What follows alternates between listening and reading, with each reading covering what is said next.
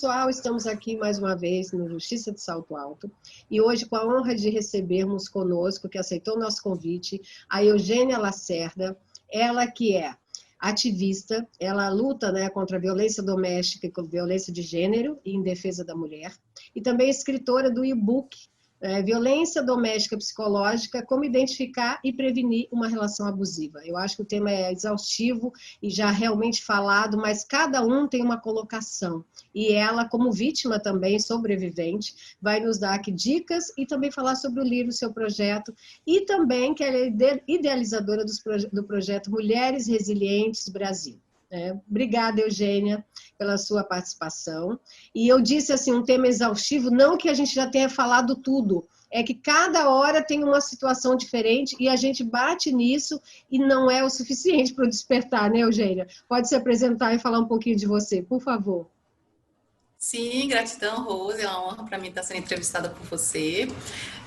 Eu sou Eugênia, sou servidora pública, trabalho no judiciário, fui vítima de um relacionamento abusivo em que ele nunca me bateu, porém a violência psicológica foi extrema.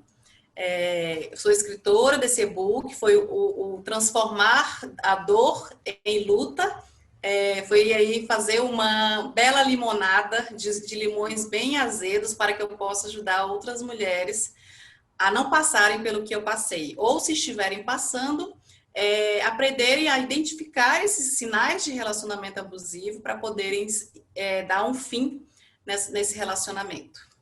Sim, perfeito. E é importante destacar, né, Eugênia, você é uma mulher bem-sucedida, com estudo, independente, e eu falo sempre isso, eles buscam mulheres incríveis, né? Então, a gente fala que não tem a ver com classe social, com profissão, todas nós podemos ser vítimas, ou já fomos e nem ficamos sabendo. Quanto tempo de relacionamento você teve? O relacionamento... Foram 3 anos. 3 anos. E você percebeu quanto tempo depois? Ou desde Eu só o início? percebi depois, porque eu comecei a fazer psicanálise, terapia, e aí, durante a terapia, eu fui percebendo que aquilo era violência. E o que você falou realmente é muito importante. Eu já conhecia informações sobre relacionamento abusivo, eu fiz direito, eu já fui sindicalista, ou seja, já participei de grupo de mulheres que atuavam contra a violência contra a mulher, e mesmo assim eu fui vítima de um relacionamento abusivo. Por quê? O que nos prende não é a parte racional, a parte cognitiva, mas é a parte emocional. Então, é um jogo manipulativo muito bem feito para nos aprisionar nessa relação, e independe mesmo de classe social. E você fala, cada uma que venha, que vítima, ou ativista, ou uma profissional de outra área, de qualquer área, pode contribuir, como eu sempre falo, fala alguns sinais ou dão algumas dicas, e assim, a experiência que eu tenho com as vítimas é que elas não se identificam, a dificuldade de se reconhecer é muito grande. Como você falou, você já sabia do tema, você tinha uma vasta experiência com uma série de lutas, e você foi vítima. Isso é muito interessante. Você percebeu só fazendo terapia, mas já tendo saído, não, ainda no relacionamento, né? Você ainda estava. Depois de sair do relacionamento. Depois? Durante o relacionamento, eu tinha algumas mensagens da minha intuição, de isso não está certo, tem algo errado, eu não estou me sentindo bem, mas ele disse que me ama, ele disse que vai mudar. Nossa. O que parece é que eu não queria acreditar, mas a minha intuição gritava para que eu aceitasse a realidade do que eu estava enxergando, sim. Eu ignorei a minha intuição, essa é a verdade. Olha, você falou algo fundamental, ignorar a intuição. A maioria ignora. E a gente fala, a intuição é realmente o que está tentando te salvar, porque o seu raciocínio ali mostra o óbvio, mas a sua intuição é que dá aquele alerta, o vermelho, e você não quer acreditar. E realmente isso é o que mais acontece. Por quê? Porque você idealizou um romance ideal, um homem ideal. É tão difícil quebrar isso. Eu estava apaixonada. E a paixão, às vezes, cega a nossa visão. A paixão cega o que a gente está vendo ali na realidade. Assim, ao mesmo tempo que é difícil, é incrível assim, o funcionamento da nossa mente, né? Sim, e eu costumo dizer que a chave está na mão da vítima. E ela nem percebe que está presa, né? Exatamente. Esse é o mais paradoxal, Exatamente. né? E o que você... Na terapia a gente trabalha muito isso. Isso, né? E é bom falar com você que você tem essas outras formações e contribui para a luta, mas mais do que isso, o que você imagina que uma vítima que não tenha, de repente, o conhecimento e tenha essa intuição, você não acha que é mais difícil ainda, sem nenhum tipo de conhecimento, ela se sobrepor, se submeter a determinadas situações? E negar a intuição, realmente? Ela não vê. Sim. Que o conhecimento vasto que eu tinha sobre o tema, já me submeti, imagina quem não tem ainda a consciência de que isso existe, né? De que aquilo é violência, de que é uma pessoa que naturaliza a violência. Então, é muito mais difícil para uma pessoa que não tem o conhecimento para sair ou perceber de os sintomas de uma relação abusiva. Eu costumo dizer que o conhecimento liberta, empodera e previne. Então, esse foi o intuito de eu criar a página Mulheres Resilientes BR e também ter publicado o e-book. Quanto mais mulheres tiverem conhecimento sobre a existência desse tipo de relação, de como funciona, de como é cada ação abusiva, mais as mulheres poderão prevenir e, se estiverem em um relacionamento assim, poderem sair. Sim, e assim, você que é uma estudiosa, a gente sempre fala aqui do patriarcado, que a mulher, ela é educada para, né, permanecer naquele padrão e, na verdade, preencher as expectativas de todos. E aí a gente está lutando contra isso. Nós, que somos ativistas, você não precisa se encaixar em nada. Eu falo para as vítimas aqui, nada de errado você não ter filhos, você escolher não ter, nada de errado você fazer o inverso, se formar só depois de casado e vice-versa. Enfim, mas a gente ainda vê muita resistência. Você que é estudiosa até agora, até se especializando nesse assunto, você não acha o que isso prejudica realmente na mulher e o que a gente tem que lutar para alterar? Assim, na educação mesmo das nossas meninos e meninas, né? Porque o menino também não vai ser um novo agressor se ele entender as regras e que aquilo não há competição, há uma parceria entre meninos e meninas, não é? A educação, falando mais sobre educação para o futuro. Sim, eu acredito, pelo que eu já estudei, que essas crenças que nos são passadas de família, de geração em geração, no ambiente escolar, no ambiente social, de um julgamento moral com relação à mulher, com certeza prejudica muito para que a gente tenha que a gente tenha relações igualitárias e harmônicas. Porque eu, por exemplo, tive, infelizmente, uma criação bem machista. E foi ensinado, sim, que a mulher tem que casar, ter filhos, senão ela não é completa, senão ela não é feliz. Então, apesar de conscientemente eu querer a independência financeira, trabalhar e ser independente emocionalmente de um homem, de uma família, eu inconscientemente percebi que eu tinha essas crenças encravadas em mim. Então, eu também buscava isso e idealizava o príncipe encantado que um dia me salvaria de tudo. Então, eu vi que, apesar de eu achar que não, isso também estava em mim. Então, são crenças fortíssimas que, sim, prejudicam muito a construção de relacionamentos mais saudáveis. Sim, eu fiz uma campanha aqui da Desconstruindo Princesas, para quando a gente contasse as histórias dos contos de fadas, que tem muito isso, a falta de consentimento, a obrigação de fulano apareceu, foi lá, dançou no baile e já teve que dizer sim porque serviu o sapatinho, né? Então a gente fala, não, ela tinha o direito de não querer casar com o príncipe, né? A Branca de Neve, ela não consentiu que ele a beijasse, estava dormindo, a Bela Adormecida. A Bela e a Fera estava presa em cárcere privado, não adiantava dar livros e boa vida se ela não podia ir embora. Então, assim, eu passo muito isso para esse objeto e esse objetivo de educação dos nossos futuros, né, meninos e meninas. E vejo que isso ainda é um tabu para as próprias mulheres denunciarem. Aí entra, sem querer falar de religião ou política ou algo do gênero, mas ela vai pedir ajuda normalmente onde é mais próximo. Às vezes a família. Aí a família tem que suportar. Estou fazendo aqui para você que é estudiosa falar sobre isso. É assim mesmo. Procura uma religião, um pastor, um rabino, um padre. Ele também, minha filha, a mulher edifica a casa, o seu lar e o seu casamento. Você tem que salvar esse casamento, que eu discordo plenamente. Enfim. E aí procura, de repente, até profissionais de saúde, psicólogos, psiquiatras, e eles dopam, às vezes não, o psicólogo que não dá remédio, fica ali só ouvindo, não faz muita coisa, não identifica o abusador do outro lado, fica tratando a vítima sem identificar, e o psiquiatra dopa a vítima e também não tira ela daquela extensão, não esclarece. Eu posso estar errada, e se eu tiver, a doutora pode me corrigir, mas assim, eu acho Não. que isso, de alguma forma, contribui muito para que ela sequer consiga sair, não é, doutora? Sim, a fala é maravilhosa, conscientíssima sobre o assunto. Vejo relatos, inclusive tem um relato na minha própria família de uma pessoa que tem uma certa religião, não vou falar para não, porque não é o objetivo expor a religião, mas que sofreu agressão física e procurou o líder religioso da igreja dela, e ele disse para ela meditar, rezar, orar, para que ele parasse de bater. Então, é preciso a gente ter muito cuidado, sim, com isso. Na mesma perspectiva, procurar psicólogos que não tenham essa perspectiva de gênero estudada também. Não só a parte de psicologia e de psicanálise, E até mas a religiosa, né, perspectiva de doutora? gênero. E E até religiosa religiosa. também, sim. Já vi relatos de uma mulher que sofreu agressão também, e aí procurou terapia, e uma certa psicóloga disse para ela que, nossa, mas imagina o quanto ele não sofreu para ele fazer isso com você.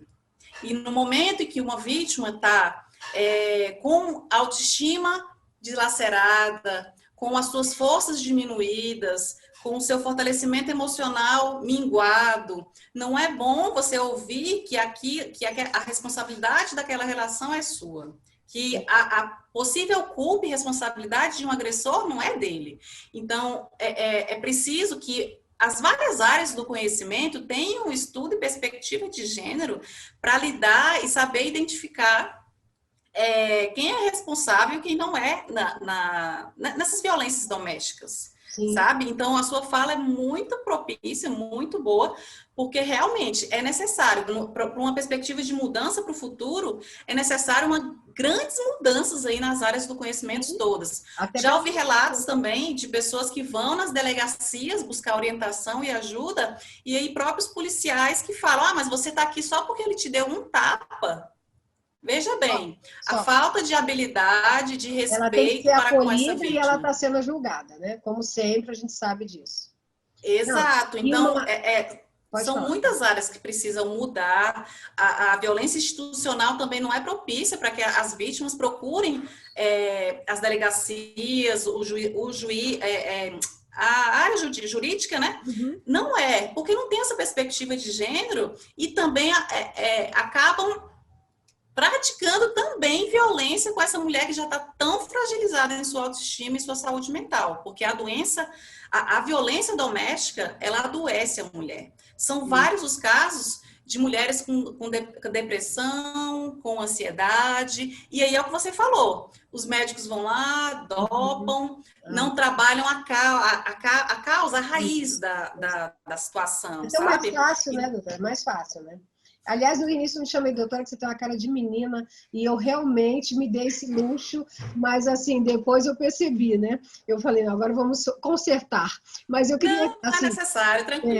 às vezes até juízes mesmo eles pedem, tem uns que fazem questão, outros não, né? Então a gente eleva. E a questão, até eu também sou advogada e sou perseguida às vezes de falar essas coisas, tá? Da violência institucional, recebo Sim, mensagens não muito agradáveis quando eu falo dos profissionais de sim, saúde. imagino. Mas eu não tô, é lógico que você não está generalizando. Nós temos os bons, que Não, são bons, a gente sim, exalta. Mas nós temos também uma leva em todas as áreas, seja jurídica, psicológica, a gente tem que ressaltar os bons profissionais, né? E quem entende da sim, matéria. Porque até juízes que eu entrevistei aqui falam, olha, doutora, eu fui 20 anos juíza de uma vara criminal de crimes pesados. E quando eu fui para a violência doméstica, é que eu fui entender a peculiaridade da violência doméstica. Então, não é olha nenhum aí, tipo de não ter mérito você falar que é uma situação realmente muito peculiar, né? Aliás, bem a delicado. doutora que é estudiosa, eu queria fazer uma pergunta que outro dia me chamaram a atenção, e eu continuo falando porque eu acho que só favorece o criminoso, e eu não favoreço o criminoso. Os sociólogos, a sociologia, ela define hoje, né, prega, que não devemos chamar a vítima de vítima e nem o agressor de agressor. Seria o autor do fato e a pessoa que foi submetida a uma violência. Enfim, meio que para amenizar. Para mim é para tirar a culpa do agressor, porque para a vítima não muda nada, né? Ela é muito mais vítima, como que é? Faz uma revitimização em vários ângulos que ela vai, como a gente falou, das ajudas, da instituição, do atendimento na delegacia, dos julgamentos de outras mulheres e de todos, que eu acho que isso é tão pequeno, mas eu queria que a doutora, já como estudiosa, falasse sobre isso, sobre não chamar, por exemplo, o agressor de agressor, chamá-lo de autor. Tudo bem, é autor do fato juridicamente, eu não estou discutindo isso, mas como a gente se refere, a gente fala o agressor. Né? Por que eu não falaria socialmente, pela sociologia, isso você não está prezando a ressocialização dessa pessoa? Eu não falo dessa forma, eu só acho que é matemática, né? Ele foi agressor, se está transitado e julgado, ele é agressor, principalmente assim. Então, fale um pouco sobre isso, por favor. A senhora que é entendedora do tema. Eu concordo com você que e essa defesa é um instrumento para que se tire a realidade dos fatos. Na verdade, o objetivo que me disseram, doutora, para absurdo, foi exatamente para que ele não se sinta culpado. Gente, tadinho dele, e sabe o que eu respondi? Eu falei, mas doutor, exatamente por ele não ter culpa nenhuma na maioria das vezes, é que a gente tenta mostrar que ele tem. Porque a maioria não tem remorso, a maioria não está nem aí e tem certeza da impunidade. Impunidade, exatamente. Aí pode falar para ele não ser tão culpado assim? Ah, não. Então, é um instrumento que intensifica essa ideia de que a vítima, mulher, não é a vítima, é a agressora, e o agressor não é o agressor porque ele acaba sendo uma vítima. Então, eu discordo dessa teoria. Sim, e acredito que ela propicia mais o machismo do que o contrário. É preciso a gente dar nomes aos fatos. Exatamente. E nós ainda pegamos, assim, como profissionais do direito, sabemos que a violência institucional, aí chegamos lá, tem promotores machistas, não é falando, tem bons, ótimos, tem juízes maravilhosos, juízes maravilhosos, mas também tem os que não querem ver a realidade. Isso é triste. Né? E nós falamos também da luta nos tribunais, depois que a mulher consegue se reconhecer, consegue sair com uma série de periféricos, filhos, sociedade, dependência emocional, financeira, ela sai.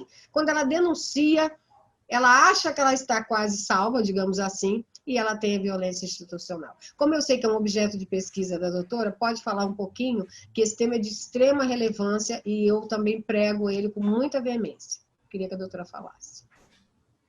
Ótimo, é um ótimo tema para debate, há uma construção, né, de entendimento sobre isso, e é bem isso que você falou, a mulher já é tão afetada na relação em que vive, emocionalmente, mentalmente, socialmente, a violência afeta todas as áreas da sua vida, e aí, quando ela se recupera emocionalmente, consegue ter forças para fazer uma denúncia, ela ainda sofre violência institucional, dentro das próprias instituições públicas que deveriam fazer o acolhimento em vez de mais violência. Sim. Então, eu fico pensando assim, às vezes, e se estimula tanto, as próprias instituições estimulam tanto a denúncia, sim, por outro lado, não concedem a essa mulher espaços que realmente te acolham. Exatamente. Então, eu fico pensando, às vezes, por que será que isso acontece? O estímulo à denúncia, eu tenho essa análise crítica, digamos assim. O estímulo à denúncia é bom. As mulheres têm que denunciar cada vez mais para ver se muda essa realidade. Sim. Porém, ao denunciar, ela passa por mais violência. E, ao final, parece que o movimento é de impunidade. Sim. E aí a gente se pergunta, qual é o objetivo de fomentar essa denúncia, se ao final haverá uma impunidade, exato, se durante o processo a mulher é violentada mais ainda, então a quem interessa, exato, essa violência institucional, sabe? São esses meus pontos de provocação, sabe? E mantê-la, né, doutora? Manter essa, porque Pior do que não ter a denúncia é ter e a mulher se frustrar e se sentir mais uma vez vítima nos tribunais. Isso é um absurdo. A gente luta, Sim. sabe, contra isso de uma forma assim. Até somos, eu, por exemplo, sou perseguida, inclusive, por falar o que eu penso em relação a isso. É triste, mas é real. Porque eu fiz um comentário quando saiu aquela história do X na mão. E Sim. eu também publiquei, todas nós, quanto mais ferramenta para uma denúncia, eu acho bem louvável. Porém, Sim. para quem lida realmente diretamente com vítimas, eu não tenho certeza da eficácia. Por quê? Porque, primeiro, que o batom vermelho, eu estou usando um, então eu posso falar, a doutora também está com um batom um pouco mais forte, é a primeira coisa que as pobres das vítimas abolem do seu dia a dia, em maioria dos casos. Ela não vai ter nem o batom, nem a caneta vermelha, nem nada para fazer o X. Talvez o sinal universal, né, aquele que assim, que não tem nada na mão, seja um pouco Uhum. mais Eu prático. vi. E Uhum. se a mulher foi numa farmácia, nas credenciadas, para fazer essa denúncia, o cara vai ter tempo, inclusive, de matá-la. Porque até o funcionário, tendo o atendimento que nós temos como consumidora, perceber e fazer essa denúncia para salvar aquela mulher, desculpa, ela já morreu. Eu estou falando da minha prática, tá, doutora? Eu não estou aqui Sim. desconsiderando nenhum tipo de campanha. Sim, Mas são não boas é reflexões, eu entendi. eficaz Uhum. para a vítima em si, para aquela mulher que efetivamente é vítima. Ela tem até medo de fazer isso e ter mais uma retaliação desse agressor. Que eu faço questão de falar agora que ele é agressor. Enfim, então, assim, eu queria. Essas ferramentas é exatamente o que a doutora está falando. Faz-se tantas campanhas de uma denúncia e depois se abandonam essas mulheres, né? Ali no meio do caminho, que ela não sabe nem para onde ela vai. Eu Sim, concordo e digo principalmente que as não é. mulheres. Eu sou uma mulher, me considero que tenho privilégios, né? Então, principalmente as que mais sofrem são as mulheres que não têm condições, né? Procuram defensoria pública, instituições Sim, públicas. Então, elas sofrem muito mais. Então, é complicado isso. E esse sim. debate é super importante, porque é com ele que novas perspectivas surgem para que as coisas mudem. Então, que bom que você levantou esse ponto. Não, e vou, assim, já convidá-la para fazermos uma live sobre violência institucional e sobre esses Opa, temas, que eu gostei muito vamos. e acho que a gente pode propagar mais ainda essa situação de abrir os olhos, né? Não ficar com essa Sim, hipocrisia de que a denúncia soluciona a sua vida, porque nada sim. mais é do que uma hipocrisia. Enfim, para falar um pouquinho sobre o seu trabalho, sobre o seu livro, e sobre ser sobrevivente de uma violência, né? E como a doutora falou, olha, imagine a mulher que não tem condição, que ainda tem outras situações já preconceituosas, de racismo e de uma série de coisas que a gente sabe que quando dá tudo junto, a mulher que tem 5, 6 filhos, assim, Sim, periféricos, que fazem ela mais vítima ainda, né? sim, Pra sim, gente, eu não comparo violências, mas é claro que uma violência como para a doutora que tem um grau de conhecimento, uma vida um pouco mais estabilizada, é bem diferente daquela moça que está ali sem nenhuma perspectiva e até de sim. umas graves, que eu não sei se você já teve oportunidade de ver, eu entrevistei duas aqui, pelo menos, e uma que o marido jogou ácido e que ela tem Nossa, sequelas no rosto até hoje. Está ela gravada no IGTV, depois dá uma nossa. olhadinha. E Sim. assim, e de um dinamismo, de um positivismo, que ela dá inveja a qualquer uma de nós, sabe? Vou assistir. Assim, assista, porque ela é do Espírito Santo e ela é uma guerreira e ela tem sequelas, tem uma filha com agressor, um filho, eu acho, com agressor, e ela perdeu perna, ficou 90 dias em coma. E assim, ela é uma alegria, que ela, assim, você não vê de onde ela tira para ainda ajudar outras pessoas. Nossa, assim, admirável. Eu não canso de falar dela, não é comparando, entendeu? Toda Sim, sim, a violência psicológica, por exemplo, não deixa marca nenhuma, mas ela arrasa a pessoa pro resto da vida, sim. infelizmente. Então, assim, eu destaco isso sempre e acho importante para tocar no assunto que é o seu tema.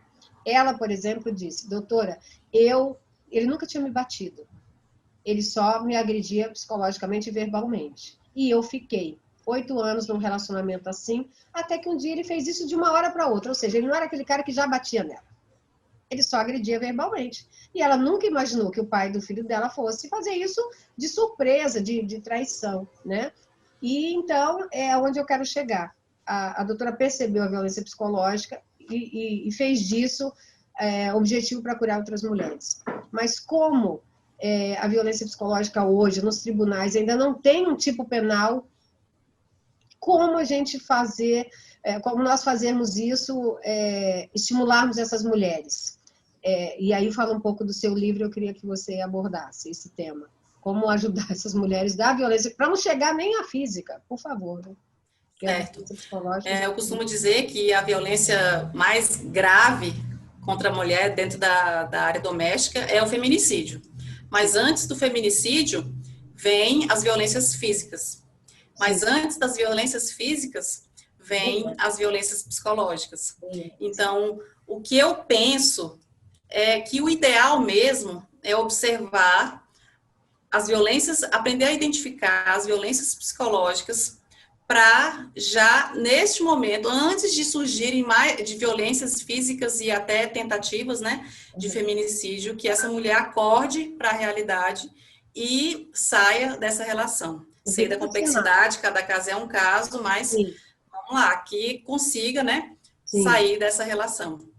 A violência psicológica é uma violência, se eu puder resumir em uma palavra, é dilaceladora, porque abala a mente, abala a emoção, abala o corpo, abala a parte social pelo isolamento. Então, é como se você virasse um zumbi dependente emocional que fica ali à mercê da submissão de uma pessoa agressora. Sim. Então, é um cárcere, é uma prisão, não há aquele hematoma físico no seu corpo, mas se você olhar bem, é como as minhas amigas falavam, você parecia muito aérea e parecia que não tinha mais a sua alegria, você perdeu a sua alegria. Então, as marcas são meio que invisíveis, mas se você olhar bem, você vai ver que aquela mulher tá murcha, como eu fiquei. E eu não percebia, achava que era estresse de trabalho, de outras questões, e não achava que era por causa da relação. Até o brilho nos olhos, né, doutora, some, e as pessoas que te conheciam antes começam a questionar o que houve com você, né? E você não percebe. Isso é terrível. Exato. Existe uma tática, né, de manipulação, que é o isolamento, para cada vez mais te tornar dependente, como se a pessoa fosse o único a te apoiar. Sim. E com esse isolamento você fica mais à mercê ainda, mais controlável ainda. Então é um jogo muito bem feito, muito articulado e ardiloso para que você fique realmente sem opções. A dificuldade na justiça, né, é isso, é como provar.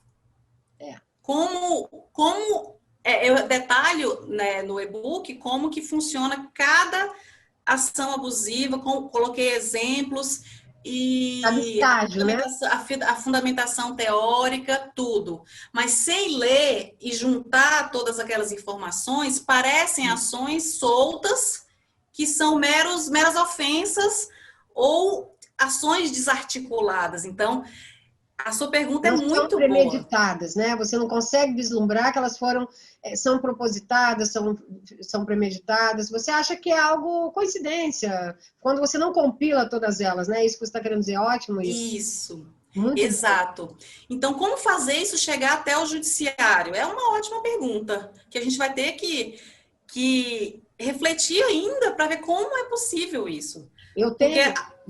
Pode falar. Finalizar. Não, doutora, é que eu ia falar, eu entrevistei aqui uma juíza de Santa Catarina, depois se a doutora também tiver a oportunidade de ver, é a doutora Ana Luísa Schmidt Ramos, tá também gravando. É uma que escreveu o livro? Isso, você leu? Eu li o livro dela, psíquico, e eu achei a ideia dela ótima, assim, já temos decisões lá em Santa Catarina com esse fundamento, que usa a lesão corporal, Sim. que causa a má saúde de outra, né? Eu achei, assim, uma luz, no fim do túnel que seja, mas é uma evolução. E a gente tem batalhado e trabalhado em cima disso, com até para medida protetiva se defere, mas não é a medida em si, e sim realmente estimular essa mulher numa violência psicológica, embora, e também lá denunciar. Mas aí chega, denuncia, não tem o tipo penal, a gente se complica. Então, nesse caso dela, eu achei a ideia muito legal, muito boa, para ter esse estímulo inicial. Aí as pessoas perguntam, mas teria que ter um laudo. Infelizmente, tem que ter. Ainda, porque qual é a prova? Né? Um estresse pós-traumático, uma situação assim, né?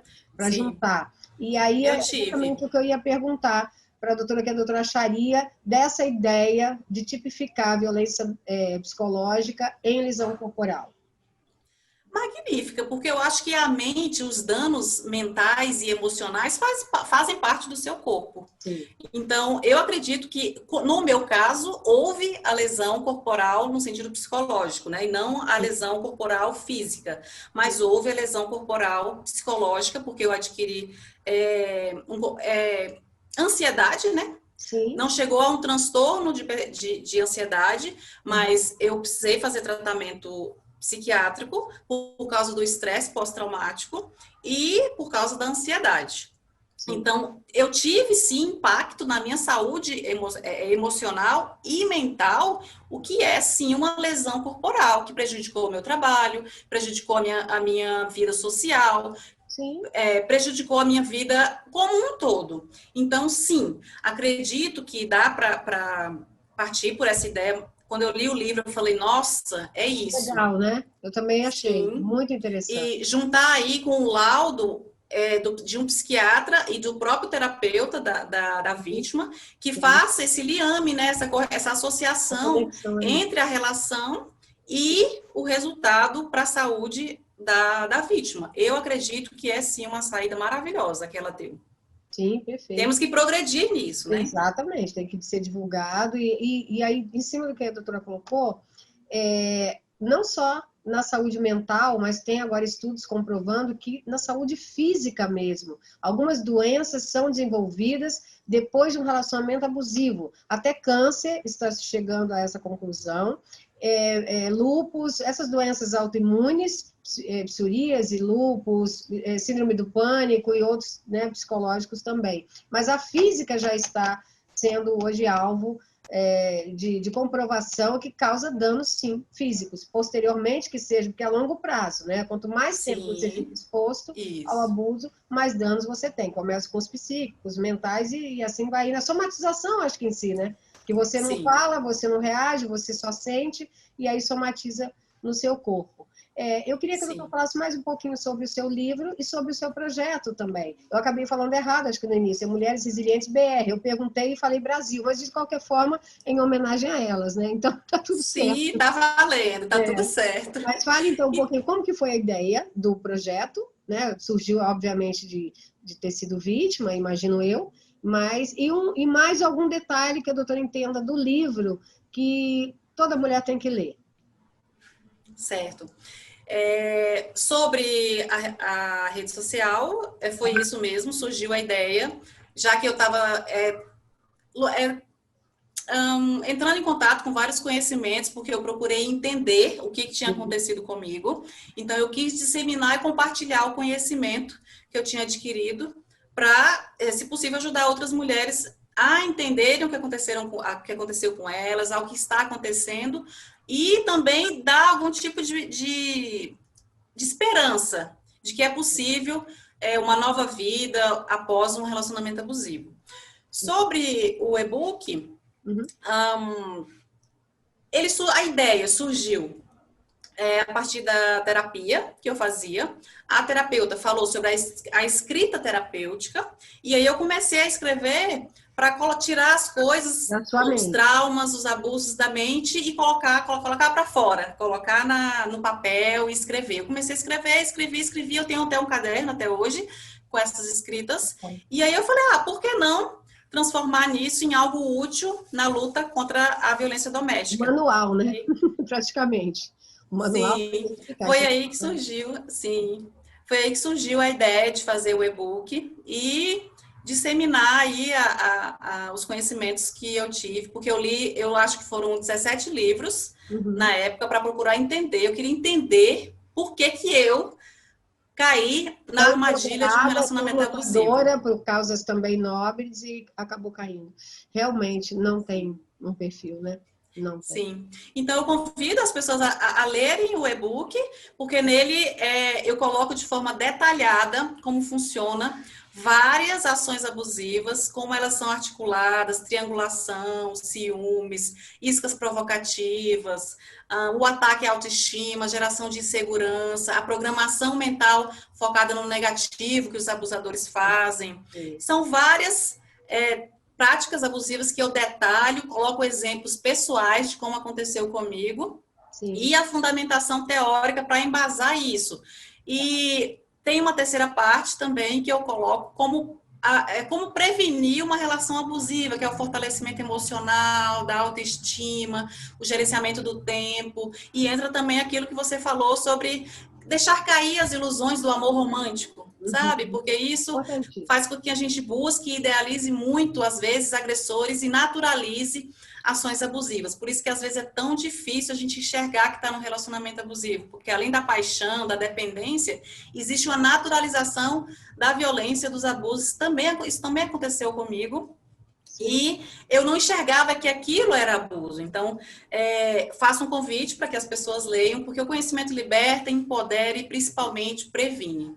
E o link está na sua bio, né? Isso, o link do site da Amazon, do livro, do e-book, está lá na bio do Instagram, Mulheres Resilientes BR. Então, é só acessar a biografia lá, que vai estar lá, já vai direto para o site da Amazon. Eu já tinha curiosidade, eu ainda não li, né? Mas eu quero ler para divulgar. E como eu fiz com uma outra colega, eu imprimi, coloquei uma capa com aquela fitinha para os meus seguidores. Porque é um e-book, mas aí você baixa, eu imprimo e faço aquele artesanal com as fitinhas. Ai, que lindo! A gatinha participa da entrevista. Você viu aqui, ó? Ela aqui. Ah, não vi, cadê? Oi, gracinha. Tá ótimo. Ela fica do lado. Mas, assim, amei, você é uma simpatia, além de muito, muito, assim, ativista mesmo e contribuinte com a nossa causa. Eu acho que a gente só pode ter orgulho. E eu quero, sim, chamar você para fazer uma live sobre a violência institucional. E também nós temos, hoje mesmo eu tenho uma live às 10 horas, aliás, se a doutora tiver a oportunidade, não sei, vai trabalhar também amanhã, mas é na UTI da mente, que é com um colega, que ele é psicanalista, e ele fala sobre esse tema, e é muito interessante. Toda noite tem essa live às 22 horas, né? Ai, vou assistir sim, com certeza. Exatamente. Aí eu queria que se a doutora pudesse, porque eu acho que tem muito a contribuir com a causa nesse aspecto. E lá temos um grupo mais ou menos formado nesse aspecto de lutar por essa causa. Tem vítimas, tem ativistas, e eu acho bem interessante. Se a doutora puder participar, eu vou ficar muito feliz. Claro, vamos unir forças, vamos juntas. Exatamente. E a nossa live está convidada, vamos só marcar para aí quando puder, para a próxima semana, enfim, mas foi já uma honra recebê-la, gostei muito, e fico muito feliz que a gente tenha pessoas assim empenhadas em propagar essa luz, como a doutora falou, a cura para outras mulheres, antes que fique mais insuportável, que venha, Deus me livre, a um feminicídio, né? Muito obrigada, gratidão. O tempo é curto para a gente falar sobre um tema tão importante que tem várias ramificações, mas mais uma vez, obrigada, viu? Muita gratidão por você. Obrigada. Gratidão pela oportunidade. Gratidão demais. Vamos juntas, sim. Sim, sempre. E assista. Olá, pessoal. Estamos aqui mais uma vez no Justiça de Salto Alto. E hoje, com a honra de recebermos conosco, que aceitou o nosso convite, a Eugênia Lacerda, ela que é ativista, ela luta, né, contra a violência doméstica e contra a violência de gênero e em defesa da mulher. E também é escritora do e-book Violência Doméstica Psicológica, como identificar e prevenir uma relação abusiva. Eu acho que o tema é exaustivo e já realmente falado, mas cada um tem uma colocação. E ela, como vítima também, sobrevivente, vai nos dar aqui dicas e também falar sobre o livro, seu projeto, e também que ela é idealizadora do projeto Mulheres Resilientes Brasil. Obrigada, Eugênia, pela sua participação. E eu disse assim, um tema exaustivo, não que a gente já tenha falado tudo, é que cada hora tem uma situação diferente e a gente bate nisso e não é o suficiente para despertar, né, Eugênia? Pode se apresentar e falar um pouquinho de você, por favor. Sim, gratidão, Rose, é uma honra para mim estar sendo entrevistada por você. Eu sou Eugênia, sou servidora pública, trabalho no judiciário, fui vítima de um relacionamento abusivo em que ele nunca me bateu, porém a violência psicológica foi extrema. Eu sou escritora desse e-book, foi o transformar a dor em luta, foi aí fazer uma bela limonada de limões bem azedos para que eu possa ajudar outras mulheres a não passarem pelo que eu passei, ou se estiverem passando, aprenderem a identificar esses sinais de relacionamento abusivo para poderem dar um fim nesse relacionamento. Sim, perfeito. E é importante destacar, né, Eugênia, você é uma mulher bem-sucedida, com estudo, independente. E eu falo sempre isso, eles buscam mulheres incríveis, né? Então, a gente fala que não tem a ver com classe social, com profissão. Todas nós podemos ser vítimas, ou já fomos e nem ficamos sabendo. Quanto tempo de relacionamento você teve? O Foram relacionamento... 3 anos. 3 anos. E você percebeu quanto tempo depois? Ou Eu desde o só início? percebi Não. depois, porque eu comecei a fazer psicanálise, terapia, e aí, durante a terapia, eu fui percebendo que aquilo era violência.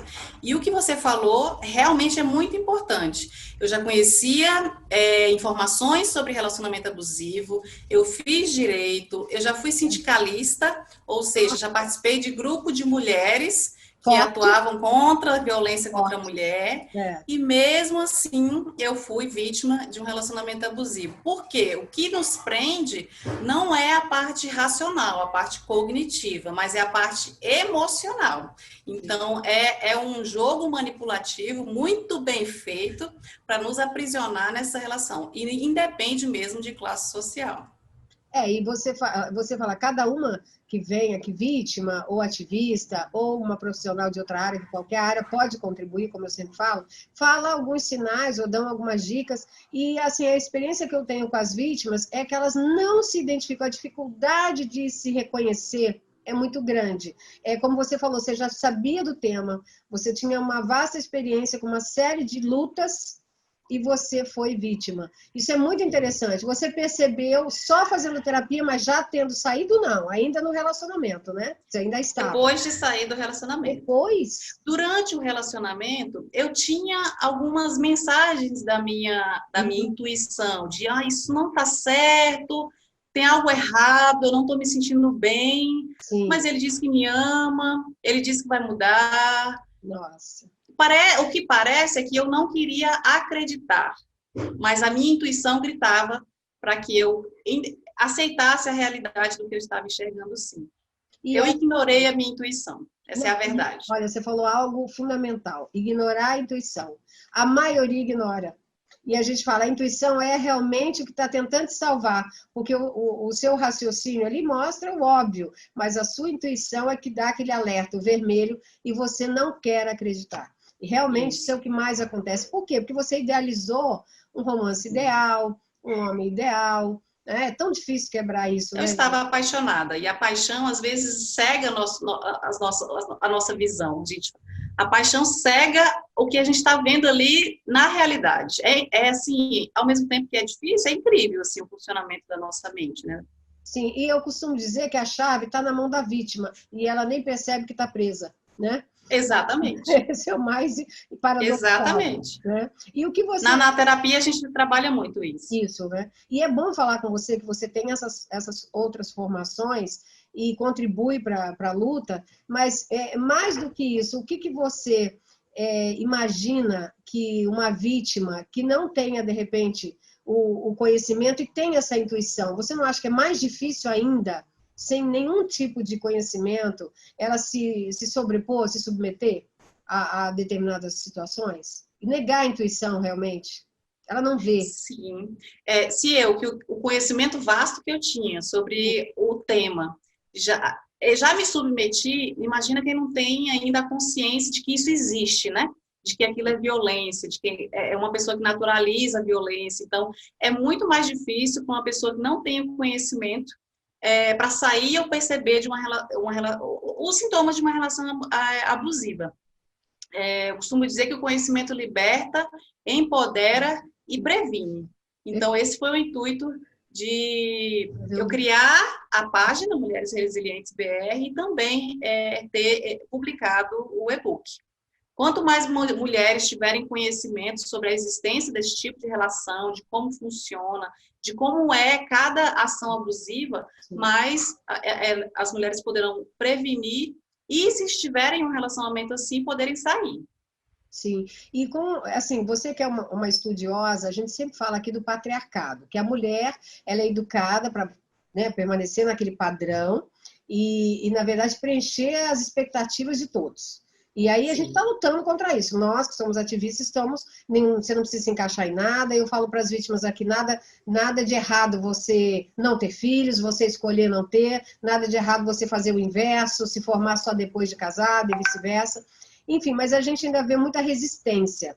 Você que é estudiosa até agora, até se especializando nesse assunto, você não acha o que isso prejudica realmente na mulher e o que a gente tem que lutar para alterar, assim, na educação mesmo das nossas meninos e meninas, né? Porque o menino também não vai ser um novo agressor se ele entender as regras e que aquilo não há competição, há uma parceria entre meninos e meninas, não é? A educação, falando mais sobre educação para o futuro. Sim, eu acredito, pelo que eu já estudei, que essas crenças que nos são passadas de família, de geração em geração, no ambiente escolar, no ambiente social, de um julgamento moral com relação à mulher, com certeza prejudica muito para que a gente tenha que a gente tenha relações igualitárias e harmônicas. Porque eu, por exemplo, tive, infelizmente, uma criação bem machista. E foi ensinado, sim, que a mulher tem que casar, ter filhos, senão ela não é completa, senão ela não é feliz. Então, apesar de conscientemente eu querer a independência financeira, trabalhar e ser independente emocionalmente de um homem, de uma família, eu inconscientemente percebi que eu tinha essas crenças encravadas em mim. Então, eu também buscava isso e idealizava o príncipe encantado que um dia me salvaria de tudo. Então, eu vi que, apesar de eu achar que não, isso também estava em mim. Então, são crenças Sim. fortíssimas que, sim, prejudicam muito a construção de relacionamentos mais saudáveis. Sim, eu fiz uma campanha aqui da Desconstruindo Princesas, Desconstruindo Princesas, para quando a gente contar essas histórias dos contos de fadas, que tem muito isso, a falta de consentimento, a obrigação de fulano apareceu, foi lá, dançou no baile e já teve que dizer sim porque serviu o sapatinho, né? Então a gente fala, não, ela tinha o Muito direito interessante. de não querer casar com o príncipe, né? A Branca de Neve, ela não consentiu que ele a beijasse, estava dormindo, bela adormecida. A Bela e a Fera estava presa em cárcere privado, não adiantava dar livros e boa vida se ela não podia ir embora. Então, assim, eu passo muito isso para esse objeto e esse objetivo de educação dos nossos futuros, né, meninos e meninas. E vejo que isso ainda é um tabu para as próprias mulheres denunciarem. Aí entra, sem querer falar de religião ou política ou algo do gênero, mas ela vai pedir ajuda normalmente onde é mais próximo. Às vezes a família. Aí a família tem que suportar. Estou fazendo aqui para você que é estudiosa falar Sim, sobre é isso. assim mesmo. Procura uma religião, um pastor, um rabino, um padre. Ele também, minha filha, a mulher edifica a casa, o seu lar e o seu casamento. Você tem que salvar esse casamento, que eu discordo plenamente. Enfim. E aí procura, de repente, até profissionais de saúde, psicólogos, psiquiatras, e eles dopam, às vezes não, o psicólogo que não dá remédio, fica ali só ouvindo, não faz muita coisa, não identifica o abusador do outro lado, fica tratando a vítima sem identificar, e o psiquiatra dopa a vítima e também não tira ela daquela extensão, não esclarece. Eu posso estar errada, e se eu tiver, a doutora pode me corrigir, mas assim, eu acho Não. que isso, de alguma forma, contribui muito para que ela sequer consiga sair, não é, doutora? Sim, a fala maravilhosa, conscientíssima sobre o assunto. Vejo relatos, inclusive tem um relato na minha própria família de uma pessoa que tem uma certa religião, não vou falar para não, porque não é o objetivo expor a religião, mas que sofreu agressão física e procurou o líder religioso da igreja dela e ele disse para ela meditar, rezar, orar para que ele parasse de bater. Então, é preciso a gente ter muito cuidado, sim, com isso. Da mesma perspectiva, procurar psicólogos que não tenham essa perspectiva de gênero estudada também, não só a parte de psicologia e de psicanálise, E até mas a religiosa, né, perspectiva de doutora? gênero E e até religiosa religiosa. também, sim. Já vi Porque relatos de uma mulher que sofreu agressão também, e aí procurou terapia, e uma certa psicóloga disse para ela que, nossa, mas imagina o quanto ele não sofreu para ele fazer isso com você. E no momento em que uma vítima está com autoestima dilacerada, com as suas forças diminuídas, com o seu fortalecimento emocional minguado. Não é bom você ouvir que a responsabilidade daquela relação é sua. Que a possível culpa e responsabilidade de um agressor não é dele. Então, é preciso que as várias áreas do conhecimento tenham um estudo e perspectiva de gênero para lidar e saber identificar quem é responsável e quem não é nessas violências domésticas. Sim. Sabe? Então, a sua fala é muito propícia, muito boa, porque realmente é necessário, para uma perspectiva de mudança para o futuro, é necessário grandes mudanças aí nas áreas do conhecimento todas. Já ouvi relatos também de pessoas que vão nas delegacias buscar orientação e ajuda, e aí próprios policiais que falam, mas você está aqui só porque ele te deu um tapa. Veja bem, a falta de habilidade, de respeito ela tem que ser para com essa acolhida vítima. E ela está sendo julgada, né? Como sempre, a gente sabe disso. Exato. Então, são muitas áreas que precisam mudar. A violência institucional também não é propícia para que as vítimas procurem as delegacias, a área jurídica, né? Uhum. Não porque não tem essa perspectiva de gênero e também acabam praticando também violência com essa mulher que já está tão fragilizada em sua autoestima e sua saúde mental, porque a doença, a violência doméstica, ela adoece a mulher. São vários os casos de mulheres com depressão, com ansiedade, e aí é o que você falou, os médicos vão lá, dopam, não trabalham a causa, a raiz da situação, então, sabe? É mais fácil, né, doutora? É mais fácil, né?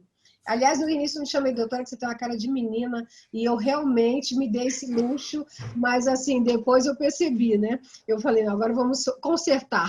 Mas eu queria... Não, assim, é necessário, tranquilo. Às vezes, até juízes mesmo, eles pedem, tem uns que fazem questão, outros não, né? Então, a gente eleva. E a questão, até eu também sou advogada e sou perseguida, às vezes, de falar essas coisas, tá? Da violência institucional, recebo mensagens não muito agradáveis, quando eu falo dos profissionais de saúde. Mas eu não tô, é lógico que você não está generalizando. Nós temos os bons, que são bons, a gente exalta. Mas nós temos também uma leva em todas as áreas, seja jurídica, psicológica, a gente tem que ressaltar os bons profissionais, né? E quem tem na matéria. Porque até juízes que eu entrevistei aqui falam, olha, doutora, eu fui 20 anos juíza de uma vara criminal de crimes pesados. E quando eu fui para a violência doméstica, é que eu fui entender a peculiaridade da violência doméstica. Então, não é nenhum tipo de não ter mérito você falar que é uma situação realmente muito peculiar, né? Aliás, a doutora que é estudiosa, eu queria fazer uma pergunta que outro dia me chamaram a atenção, e eu continuo falando porque eu acho que só favorece o criminoso, e eu não favoreço o criminoso. Os sociólogos, a sociologia, ela define hoje, né, prega, que não devemos chamar a vítima de vítima, e nem o agressor de agressor. Seria o autor do fato e a pessoa que foi submetida a uma violência. Enfim, meio que para amenizar, para mim é para tirar a culpa do agressor, porque para a vítima não muda nada, né? Ela é muito mais vítima, faz uma revitimização em vários ângulos que ela vai, como a gente falou, das ajudas, da instituição, do atendimento na delegacia, dos julgamentos de outras mulheres e de todos, que eu acho que isso é tão pequeno, mas eu queria que a doutora, já como estudiosa, falasse sobre isso, sobre não chamar, por exemplo, o agressor de agressor, chamá-lo de autor. Tudo bem, é autor do fato juridicamente, eu não estou discutindo isso, mas como a gente se refere, a gente fala o agressor.